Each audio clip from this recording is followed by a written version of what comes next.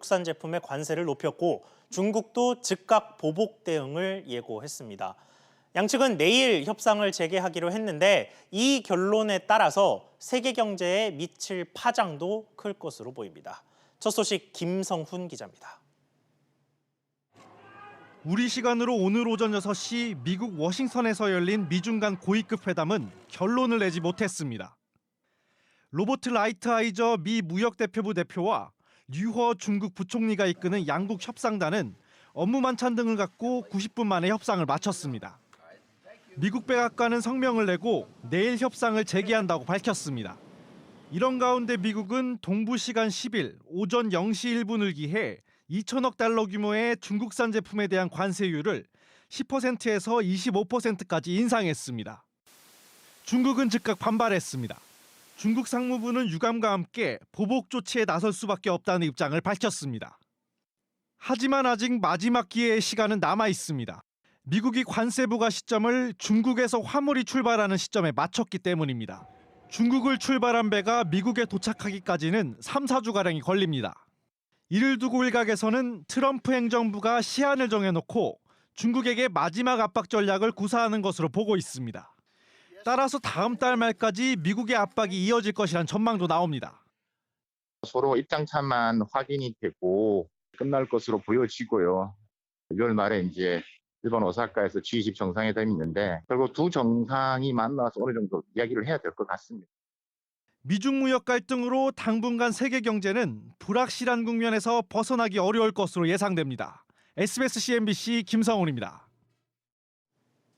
만약에 미국과 중국의 협상이 오랜 기간 이루어지지 못한다면 당장 우리 수출이 비상입니다. 정부도 부랴부랴 비상대책 마련에 들어갔는데 이 소식은 오정인 기자가 전해드립니다.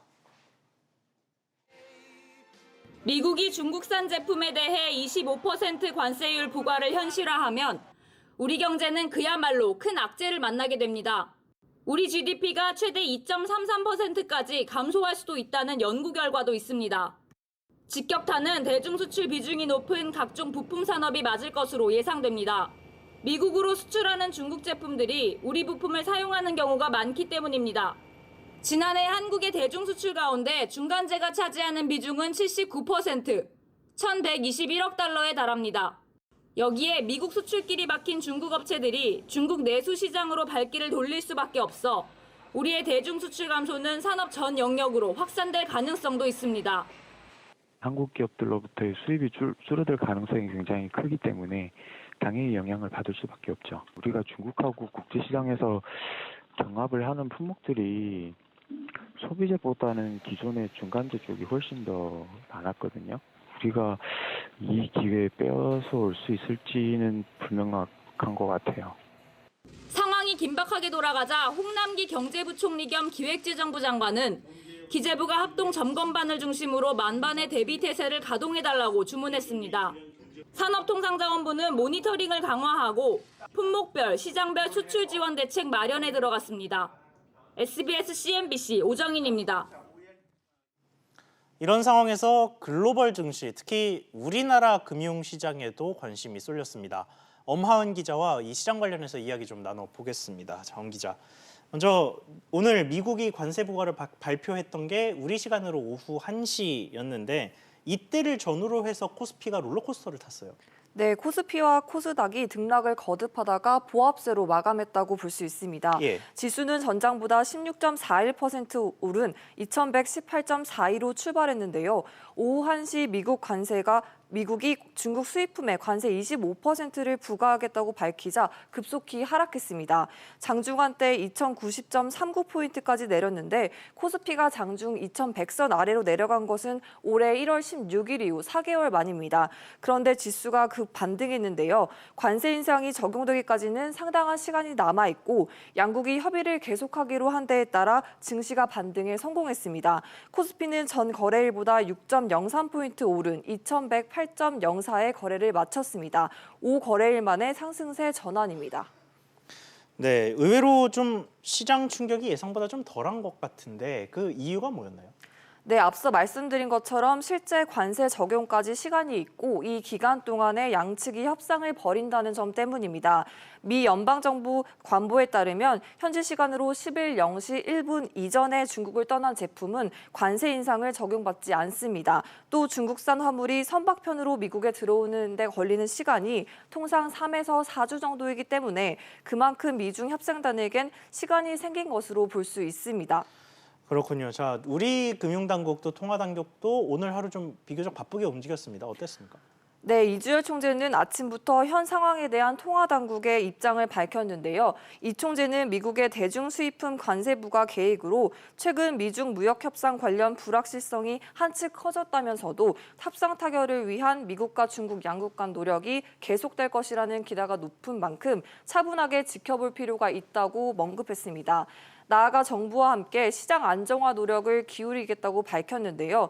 정부도 오후에 관계부처 회의를 갖고 국내외 금융시장 동향과 함께 만일의 사태에 대비하는 모습이었습니다. 네, 엄 기자 얘기 잘 들었습니다. 다음 소식입니다. 한진그룹 일가가 경영권과 재산을 둘러싸고 이상 기류를 보이면서 다시 강성부 펀드 KCGI가 주목을 받고 있습니다. 이미 한진칼 지분을 15% 가까이 보유하고 있는데 이 지분이 조금만 더 늘어나면 강성부 펀드의 투자자를 알게 될 수도 있어서 특히 시장에 관심이 높습니다. 윤지혜 기자의 보도입니다. 행동주의 펀드 강성부 펀드가 취득한 한진칼 지분율은 14.98%입니다. 지난해부터 꾸준히 지분을 늘렸습니다. 그런데 15% 목전에서 딱 멈췄습니다. 15% 선까지 넘어서면 공정위에 기업 결합 신고를 해야 하기 때문입니다. 상장사 이제 15% 이상 취득을 하게 되면 기업 결합 신고를 해가지고 그것과 관련해서 시장 내에서의 독과점 문제라든지 이런 것이 없는지를 심사를 받게 되어 있는 거거든요. 현재 강성부 펀드가 보유한 한진칼 주식 가치는 약 3,200억 원. 기업 결합 신고를 할 경우 자금 출처가 드러날 수도 있습니다. 업계는 지금까지 강성부 펀드가 복수의 기관에서 소규모로 자금을 모집한 걸로 보고 있습니다. 일부에서는 이 투자자들 가운데 의외의 인물이 포함됐을 수 있다는 관측도 나옵니다. 의외의 인물이 뭉칫돈을 투자했거나 분산 투자했을 가능성이 있다는 얘기입니다. 그 때문에 당분간 지분율 15% 선을 넘지 않을 것이라는 분석도 나오고 있습니다. 금융기관들이랑 재벌 기업들은 그런 행동주의 펀드에 그거를 부담스러워하니까 결국은 그냥 그런 개인 자금들이나 아니면 중견기업이나 이런 데 사장들 중에서 강성부 펀드 측은 이와 관련한 취재진의 질문에 답하지 않았습니다. 한편 공정위는 한진그룹이 오는 15일까지 차기 총수를 정하지 못하면 공정위가 직접 총수를 정할 수 있다는 방침을 다시 확인했습니다. SBS CNBC 윤지혜입니다. 금융회사에 소속돼 있는 임직원들은 주식 거래의 한도와 횟수에 제한을 받습니다. 그런데 신한금융지주 계열사인 신한 BNP 파리바 자산운용 임직원들이 이를 무시한 채 주식 거래를 해서 금융감독원 징계를 받게 됐습니다. 김성현 기자의 단독 보도입니다. 금융감독원은 지난해 11월 한 달여 동안 신한 BNP 파리바 자산운용에 대한 종합검사를 벌였습니다. 검사 결과 신한 BNP 파리바 임직원들의 주식 매매 거래와 관련해 문제가 다수 발견됐습니다. 자본시장법에 따르면 금융투자업자에 속한 임직원들은 주식 거래를 하는 경우 금액과 횟수에 제한을 받고 있습니다. 그런데 신한 BNP 파리바 임직원들은 이를 어긴 채 주식 매매 신고를 제대로 하지 않았고 내부적으로 징계도 받지 않은 것으로 파악됐습니다. 금감원은 신한 BNP 파리바 임직원에 대해 과태료 부과를 검토하고 있습니다. 임직원 개개인 입장에서 봤을 때는 법에서 하지 말라는 걸 위반했으니까 과태료 대상이 되는 거고 개인에 대해서 과태료를 부과하거나 금감원은 또 신한 BNP 파리바의 채권 운용 과정에서도 문제를 발견한 것으로 확인됐습니다. 채권 운용 과정에서 투자자에게 돈을 빌려주면 안 된다는 제한이 있는데 이를 위반한 겁니다. 금감원은 신한 BNP 파리바에 대한 징계를 종합적으로 검토한 뒤 조만간 제재심에 올릴 예정입니다. SBS CNBC 김상현입니다.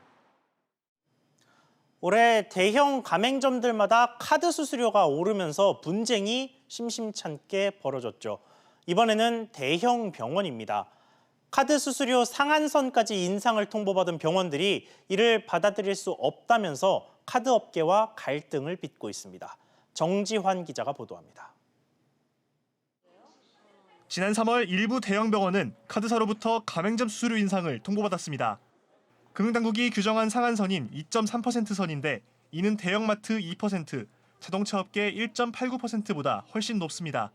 대형 병원들은 수수료 인상 요인이 적은데도 최고 수준의 수수료를 부과하는 건 납득할 수 없다고 반발하고 있습니다.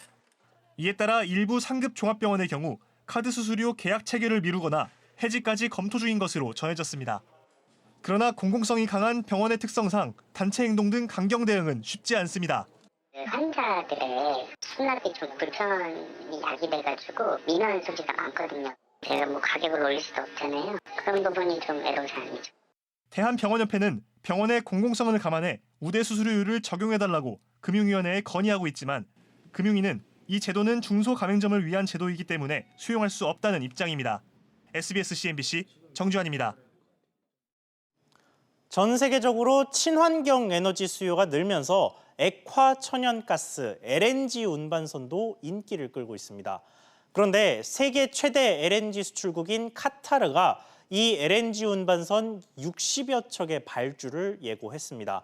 금액으로는 최대 15조 원에 달하는 물량인데 누가 얼마나 따낼 수 있을까요? 안지혜 기자가 보도합니다. 카타르 국영석유회사는 최근 한국과 중국 또 일본 등 조선소에 입찰 제안서를 보낸 것으로 알려졌습니다. LNG 운반에 사용할 선박 60여 척을 새로 짓기 위해서입니다. 4월 말인가 보냈다고 그러더라고요. 6월 말 정도까지 제출해야 되고 우리 언제까지 배가 필요한데 이래야 가능하냐, 몇 척까지 지을 수 있겠느냐. 한 척당 2천억 원이 넘는 LNG 운반선은 대표적인 고부가 가치선으로 꼽힙니다. 국내 조선 3사가 카타르 신조 발주 물량을 싹쓸이했던 지난 2000년대의 대박을 다시 기대하는 이유입니다. 이번에 대량 수주에 성공하면 앞으로 배 한 척당 받을 수 있는 가격도 높아질 것으로 기대됩니다. 수요가 상당히 있는데 이제 공급을 할 업체의 어떤 그런 생산 능력 측면에서 한계가 있다면 가격은 올라갈 수 있거든요. 수익성 측면에서도 상당히 좋아질 수 있을 것이라고 생각이 됩니다. 더군다나 지난 1월에는 청신호도 켜졌습니다. 카타르 국왕과 또 에너지 장관 등이 우리나라를 방문해서 우리 조선 기술을 호평한 겁니다. 복병은 중국입니다. 카타르산 LNG 수입량을 지렛대로 삼을 수 있기 때문입니다. 하지만 기술력 차이가 큽니다. 때문에 업계에서는 우리 업체 중에 누가 얼마나 수주할지가 관심사입니다. 그 결과에 따라서 조선 3사의 재기 속도가 달라질 것으로 보입니다. SBS CNBC 안지혜입니다. 이번에는 버스 파업 관련 소식 자세히 짚어보겠습니다. 압도적인 찬성률로 파업을 결정한 전국 버스노조가 조정 합의에 실패하면 예정대로 15일부터 파업을 강행하겠다고 경고했습니다. 버스 대란이 현실화될 가능성이 커졌습니다. 먼저 김정현 기자가 버스노조와 시민들 목소리 들어봤습니다. 평균 파업 찬성률 96.6%. 압도적인 찬성률로 파업을 결정한 각 지역 버스노조 위원장들은 15일 첫 차부터 운전대를 잡지 않겠다고 밝혔습니다. 회사와 지자체, 중앙정부는 서로에게 책임을 떠넘기며 파업이라는 최악의 상황을 강요하고 있는 이러한 현실입니다. 버스노조는 주 52시간제 적용으로 임금이 줄어들기 때문에 준공영제 확대와 환승 할인에 따른 보조금 지원이 있어야 한다고 주장했습니다.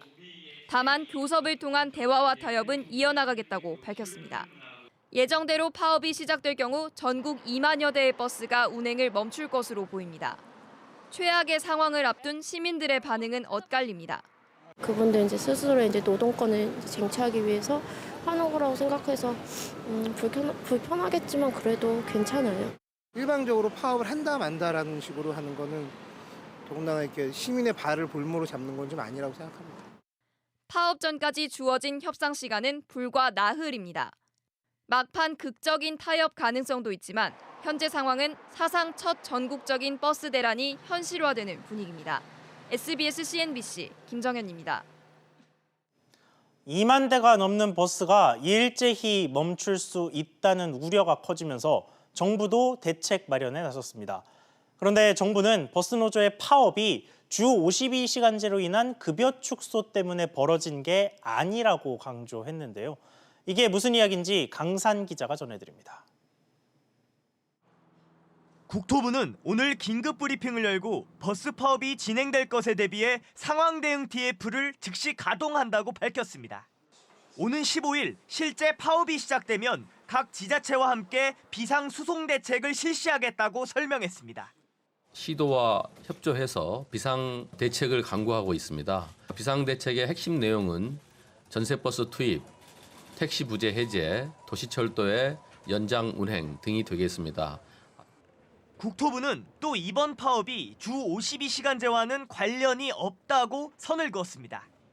전국 500여 개 버스 회사 중 절반인 245개 버스 노조가 파업을 결의했는데 이 가운데 200여 곳은 이미 준공영제를 실시해 지자체의 재정 지원을 받고 있고 1일 2교대제를 시행하고 있다고 설명했습니다. 이미 주 52시간 이하로 근무하고 있다는 겁니다. 한편 정부가 좀 더 적극적으로 나서야 하는 것 아니냐는 지적에 대해서는 말을 돌렸습니다. 중앙정부가 이 모든 것을 다 이 재원으로 책임져야 되지 않느냐 하는 그런 주장이 있는데 그 부분은 관계 당국 또 지자체와 좀 더 많은 협의가 필요한 사항입니다. 국토부는 결국 이번 파업 예고가 임금 인상과 정년 연장 등 다른 요구 사항에 초점이 맞춰져 있다고 말했습니다. SBS CNBC 강산입니다.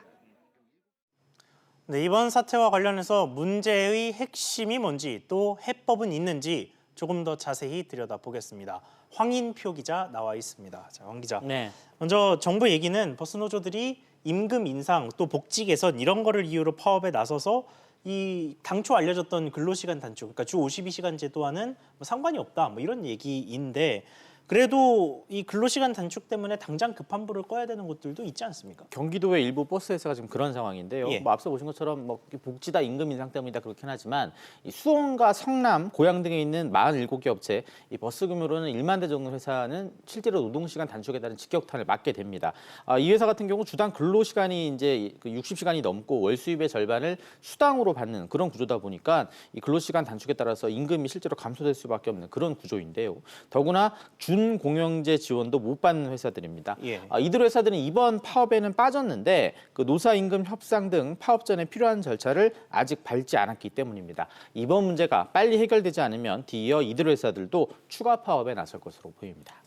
그렇군요. 그런데 이번 사태를 이 정부나 뭐 어디든 충분히 예상할 수 있었을 텐데 그렇다면 이제까지 이걸 방치한 1차적인 책임자는 누굽니까? 일단은 경기도 등 지자체에 있다고 보시면 될 것 같습니다. 예. 이 버스 기사의 노동 시간이 줄어들면 이에 따라서 임금도 같이 줄어든다 이런 우려는 진작에 나왔는데 이 국토부는 각 지자체가 알아서 해결하기를 좀 바란 그런 측면이 있고요. 경기도 같은 경우 그동안 이 문제를 심각하게 보지 않아서 결국 오늘 이 파업 예고까지 나왔습니다. 이 버스 관련 예산을 더 편성을 하든가 아니면 이 버스 요금을 올리는 식으로 이 대처를 했어야 되는데 그러지 못한 측면이 있습니다. 그러면 이 계속 이야기가 나오는 문제가 되는 경기도의 경우에는 결국 해법은 요금 인상뿐입니까? 국토부가 한번 상황을 알아봤더니요. 이제 현재 경기도의 버스 요금이 1,300원인데 예. 이거를 약 200원 정도 올리면 이 버스 기사들이 요구하는 임금 보전이 어느 정도 해결되는 것으로 나타났습니다. 이 버스 요금 같은 경우 약 4년마다 이 물가 상승률을 감안해서 인상을 하는데 마지막 인상이 2014년에 있었으니까 올해쯤에 인상이 한 번쯤 필요하다는 게 이 국토부의 설명입니다. 예. 하지만 이재명 경기도지사가 이 도민 부담을 이유로 또 서울과 인천 같은 경우에는 요금을 올리지 않고 있는데 이 경기도만 올릴 수 없다고 지금 거부하고 있어서 이 접점을 찾기가 쉽지 않은 그런 상황입니다. 네, 황 기자 잘 들었습니다. 김현미 국토교통부 장관이 낙후 지역을 되살리는 도시재생 뉴딜 사업의 속도를 끌어올리겠다고 밝혔습니다. 사업 3년 차인 올해부터는 가시적인 성과를 낼 필요가 있다는 판단인데요. 취재기자 연결해서 알아보겠습니다. 조슬기 기자, 이 사업 속도를 어떻게 높이겠다는 겁니까? 네, 김 장관은 오늘 경상남도 통영의 뉴딜 사업 폐조선소 부지를 방문한 자리에서 주민들의 일상생활과 밀접한 사업을 중심으로 속도를 내겠다고 말했습니다. 그러면서 통영을 포함해 다른 도시재생 뉴딜 사업도 해당 지역 경제를 살리는 상징적인 도시재생 모델로 만들어 기업과 인재가 모여드는 신산업 기반을 구축하겠다고 강조했습니다. 아울러 사업 추진에 걸림돌이 되는 규제는 물론 필수적인 지원 사항은 범정부 역량을 집중해 해결하고 사업 추진 노하우를 지닌 한국토지주택공사, LH 등 공공기관의 지원 등을 당부했습니다. 특히 지자체 등과 함께 사업 추진 현황을 매주 점검한 뒤 성과를 낸 지자체에는 인센티브를, 반면 사업 관리에 소홀한 지자체에 페널티를 부여하는 방안도 검토하기로 했습니다. 네, 김 장관은 오늘 도시재생 전문가들과 간담회도 열었다고 했는데 여기서는 어떤 얘기가 오갔습니까? 네, 김 장관은 현재 진행 중인 189곳의 뉴딜 사업을 전문가들과 함께 점검했고 주민 체감형 사업 369개를 선정해 우선적으로 추진키로 했습니다. 주차장과 공원, 노인 복지, 아이 돌봄 시설, 마을 도서관과 임대주택 등이 뽑혔는데 이중 191개 사업을 연내 착공할 예정입니다. 또한 사업부지 확보 등 지자체 애로사항을 해소하고 사업 추진을 지원하기 위해 17개 부처가 참여하는 도시재생 특위 실무위원회도 상설화될 예정입니다. 지금까지 SBS CNBC 조슬기입니다. 이번엔 최저임금 소식입니다. 당초 문재인 대통령의 공약은 오는 2020년까지 최저임금 10,000원을 달성하겠다는 거였죠. 그런데 문 대통령이 이 공약에 얽매일 필요가 없고 우리 사회가 감당할 수 있는 적정선을 찾아야 한다면서 최저임금 속도 조절을 명확히 했습니다. 먼저 류정훈 기자가 보도합니다. 문재인 대통령은 후보 시절 6,470원인 최저임금을 2020년까지 10,000원으로 올리겠다고 공약했고 취임 이후에도 공약 달성에 힘을 실었습니다. 최저임금 1만 원은 단순히 시급 액수가 아니라 사람답게 살 권리를 상징하는 것입니다. 당장 내년도부터 경제 성장률을 더 높여주는 효과가 생길 것으로 그렇게 전망이 됩니다. 취임 2주년을 맞아 진행된 특집 대담. 다소 굳은 표정의 문 대통령은 2020년 최저임금 10,000원 공약에 얽매일 필요가 없다고 말했습니다. 특히 최저임금 인상 폭과 관련해 우리 경제가 감내할 수 있어야 한다고 말해 사실상 속도 조절을 공식화했습니다. 우리 사회, 우리 경제가 어느 정도 수용할 수 있는지 그 적정선을 찾아서 결정할 필요가 있는 것이죠. 문 대통령은 최저임금 인상과 관련해 자영업자나 고용시장 밖에 있는 분들에게는 송구스럽고 가슴이 아프다고 강조했습니다. 마이너스를 기록한 지난 1분기 경제 성장률에 대해 걱정스러운 대목이라고 말한 문 대통령은 다행스럽게도 수출과 투자 부진 등이 서서히 나아지고 있다며 기대감을 나타냈습니다. 하반기에는 우리의 이제 잠재 성장률에 해당하는 2% 중후반 수준을 회복할 것이다. 그렇게 지금 전망하고 있고 또 기대를 하고 있습니다. 문 대통령은 주 52시간 근로제에 대해서는 제도가 거의 안착되고 있다며 긍정적으로 평가했고 최근 삼성전자 이재용 부회장을 만난 것에 대해선 친재벌적 행보로 봐선 안 된다고 말했습니다. SBS CNBC 류정은입니다. 보신 것처럼 2020년 최저임금 10,000원 달성은 사실상 어렵게 됐습니다.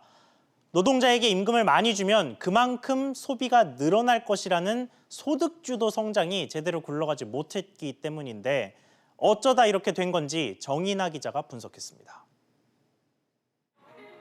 서울시 중구 을지로동에서 카페를 운영하는 오모 씨.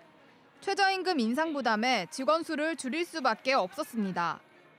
4명 정도 로테이션으로 돌아가는 형태였는데 지금은 3분이 그만두시고 2명에서 1분이 파트타임으로 잠깐 와주실 수 있는 분만 왔다 갔다 하시는 정도니까 엄청 줄었죠. 지난해 4분기 소득 하위 20% 가구의 한 달 소득은 123만 8천 원. 1년 전보다 17% 넘게 줄어든 건데 같은 기간 상위 20% 가구의 소득은 오히려 약 10%가 늘었습니다. 2년 사이에 양극화만 더 벌어진 셈입니다. 양극화를 부채질한 건 일자리였습니다. 소득 하위 20% 가구에선 취업자 수가 평균 0.69명이 늘어난 반면 상위 20%에선 평균 2명이 넘게 취업해 그만큼 돈을 더 벌었습니다. 이 같은 현상은 최저임금 인상으로 인한 인건비 부담에 임시 일용직 일자리가 많이 줄어든 최근의 고용 상황과 무관하지 않습니다. 실제 지난 3월 고용 동향에서 임시 일용직 취업자 수만 1년 전보다 14만 명가량 줄었습니다.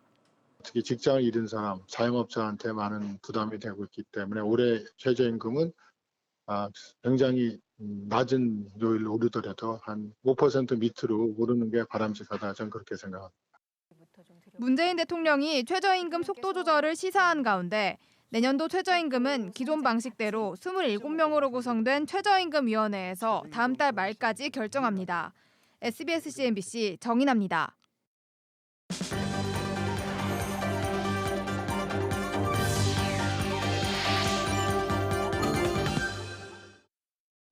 신동빈 롯데그룹 회장이 미국 루이지애나 롯데케미칼 공장 준공식에서 아시아나항공 인수전에 나설 의향이 없다고 공식적으로 밝혔습니다.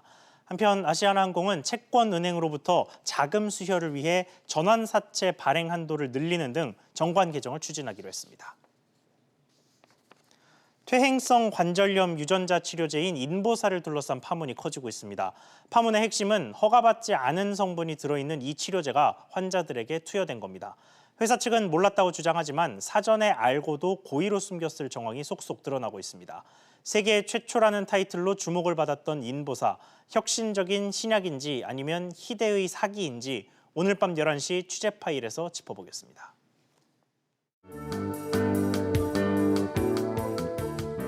안녕하세요. K웨더 라이프스타일 예보 김단비입니다. 주말 동안에도 초여름 더위가 기승을 부리겠습니다. 토요일인 내일 서울의 낮 기온이 27도까지 오르겠고요. 모레인 일요일에는 한낮에 30도 가까이 기온이 오르며 한낮에는 반팔 차림으로도 충분하겠는데요. 다만 낮과 밤의 일교차가 10도 이상 매우 크게 벌어져 얇은 겉옷 한 벌은 챙겨 다니시는 게 좋겠습니다. 한편 현재 전국 대부분 지역에 건조특보가 내려져 있고요. 제주도 산지와 강원 영동 지역은 건조경보까지 발효 중입니다. 주말 동안에도 대기의 건조함이 해소되지 못하며 건조특보는 계속될 것으로 보입니다. 건조한 대기 속에 미세먼지, 자외선, 오존지수 모두 나쁨 단계가 예상되는데요. 미세먼지의 경우 강원 영동과 제주도를 제외한 전국에서 나쁨 단계를 보이겠고요. 자외선과 오존지수는 전국에서 나쁨 단계를 보이겠습니다. 중부지방 춘천과 청주의 낮 기온 27도가 예상되고요. 일교차가 10도에서 15도 이상 매우 크게 벌어지겠습니다. 동해안 속초의 아침 기온 13도가 예상되고요. 낮 기온은 20도를 조금 웃돌겠습니다. 남부지방 전주는 12도에서 시작해 한낮에는 26도까지 오르겠고요. 대구의 낮 기온은 28도가 예상됩니다. 다음 주 초반에 국지적인 비가 내리겠지만 대기의 건조함을 해소시켜주지는 못하겠고요. 당분간 한낮 더위는 계속될 전망입니다. 날씨였습니다. 오늘 저희가 준비한 소식 여기까지입니다. 시청해주셔서 감사합니다.